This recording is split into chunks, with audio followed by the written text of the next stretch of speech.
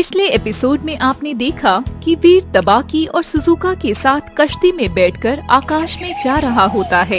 तभी एविल सामने आकर खड़ी हो जाती है। अब आगे एक छोटा सा बच्चा अब बड़ा राजकुमार बन गया है। वीर एविल को पहचान नहीं पाता है। कौन हो तुम? अब तुम मुझे पहचान भी नहीं पा रहे हो। मैं एविल हूँ। एविल? वीर, तुम यहाँ से तभी वासेपुर जा सकते हो जब तुम यहाँ अपनी जगह किसी को कैद करके जाओगे। आप अपनी जादुई शक्ति से वीर को इस दुनिया से निकालकर वासेपुर भेजिए। मैं तब तक वीर की जगह यहाँ रहूंगी। मैं ऐसा ही कर दूंगा, लेकिन तुम वीर के वापस आने तक यहाँ कैद रहोगी। स्वीकार है। मुझे माफ कर दो एविल, मैं तो वहाँ जाकर भूल ही गया था। वीर, तबाकी, सुजुका तीनों एविल के साथ जाते हैं और उसे शाप से मुक्ति दिलाकर वापस अपनी दुनिया की ओर बढ़ते हैं। ऊबड़ खाबड़ जमीन है जिस पर पैर रखने के बाद हवा में उड़ना भी आसान है। यहाँ दूर दूर तक कुछ भी दिखाई नहीं दे रहा है। यहाँ मिट्टी का रंग पीला या लाल नहीं है बल्कि काला है। यहाँ पर सभी अजीब प्राणी हैं जो दिखने में लोहे की मशीन जैसे हैं। ये कैसी दुनिया है वीर, और तुम्हें यहाँ क्या काम हो सकता है? ये अजब गजब दुनिया है सुजुका, मेरे सपनों की दुनिया। वीर, तबाकी और सुजुका तीनों अंदर जाते हैं और कुछ अजीब प्राणी उनका अपने अलग ही अंदाज में स्वागत कर रहे हैं। वीर और सुजुका अजीब प्राणियों की अजीब सी हरकतों से परेशान होकर पीछे हट रहे हैं। तबाकी उन्हें हाथ पकड़कर आगे ले जाता है। आओ वीर, हमारी दुनिया में आपका स्वागत है। ये कैसी दुनिया है? आपके यहाँ से कुछ अलग है, लेकिन यहाँ के लोग भी प्यार करना जानते हैं। अब आए हैं तो देखेंगे तुम्हारी दुनिया और उस परी को भी जो यहाँ तक खींच कर लाई है हमें। हाँ हाँ जरूर, चलो अब तो मैं उसके महल लेकर चलता हूँ। तीनों आगे चल देते हैं और देखते हैं एक महल है जो दिखने में बहुत ही खूबसूरत है, परंतु वह हवा में टिका हुआ है।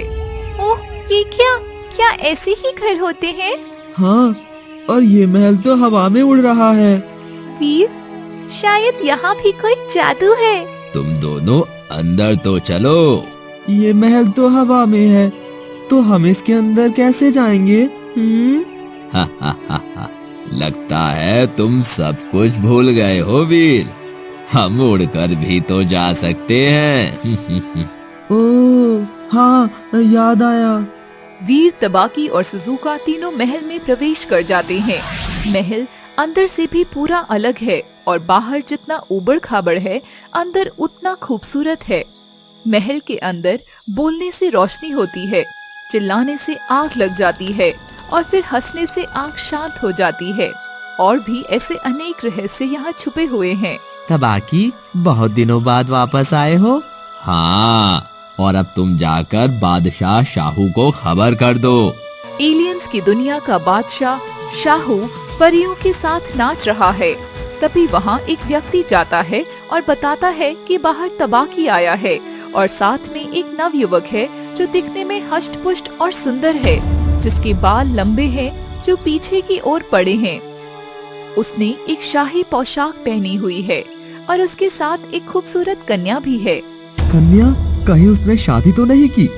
नहीं, ऐसा नहीं हो सकता। नहीं, अभी शादी नहीं हुई है, शायद वो उसकी दोस्त होगी। शाहू बाहर आता है तो देखता है कि तबाकी सुजुका और वीर के साथ खड़ा है। शाहू दिखने में तबाकी के जैसा है और पत्थर के एक आसन पर आकर बैठ जाता है। वीर को तो हम जानते हैं, लेकिन ये लड़की कौन है?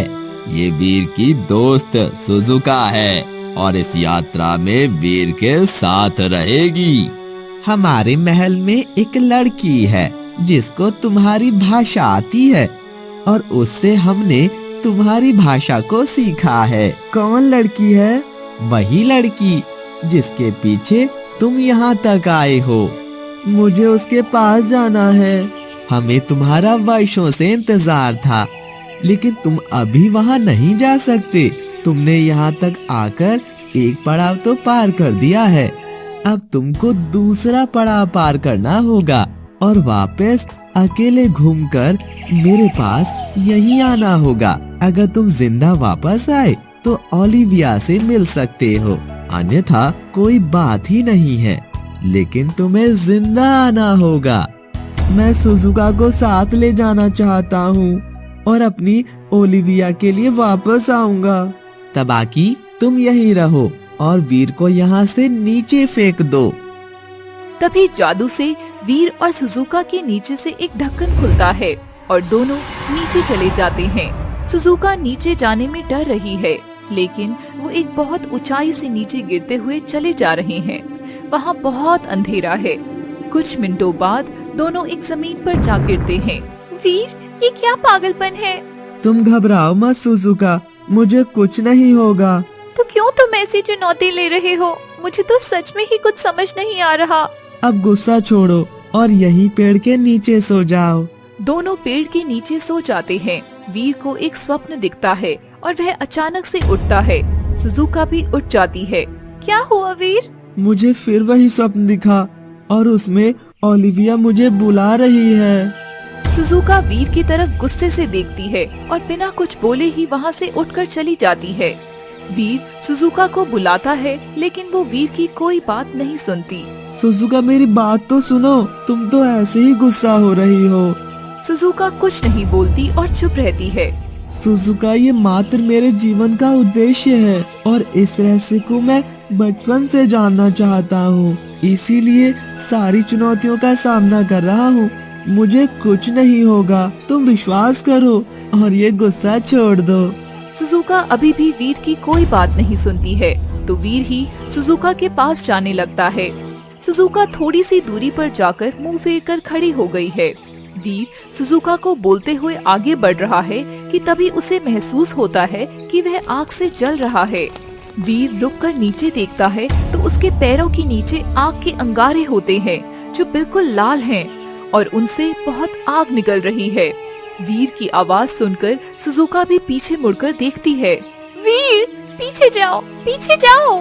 वीर कुछ भी नहीं सुनता और सुजुका की ओर चलने लगता है। अब तो गुस्सा नहीं हो तुम? तो मनाने का ये कौन सा तरीका है? अरे तो रास्ते में वो मैंने नहीं फैलाया, वो तो पहले से ही वहाँ था।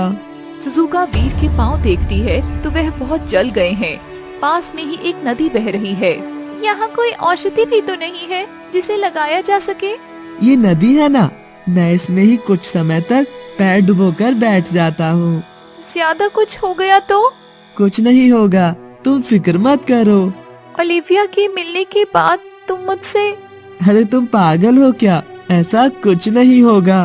वीर पानी में पैर डुबोकर बैठा है। तभी वीर को अपने पैर किसी चीज से जकड़े हुए लगते हैं। वीर सुजुका को कुछ नहीं बताता और अपने पैर ऊपर उठाने की कोशिश करता है, लेकिन पैर ऊपर भी नहीं उठ पाते। सुजुका वीर को परेशान होते हुए देखती है। वीर, सब ठीक है ना? मेरे पैर ऊपर नहीं उठ पा रहे, लग रहा है कि किसी रस्सी से बंधे हैं। सुजुका वीर के पैरों की तरफ देखती है तो एकदम से सुजुका की चीख निकल जाती है। वीर! कहानी जारी रहेगी। दोस्तों, हमारी वीडियो अगर आपको पसंद आई हो तो वीडियो को लाइक करें, कमेंट करें। आगे के एपिसोड देखने के लिए सब्सक्राइब करें हमारे चैनल पापा टीवी को और साथ ही बेल आइकन दबाना बिल्कुल ना भूलिएगा।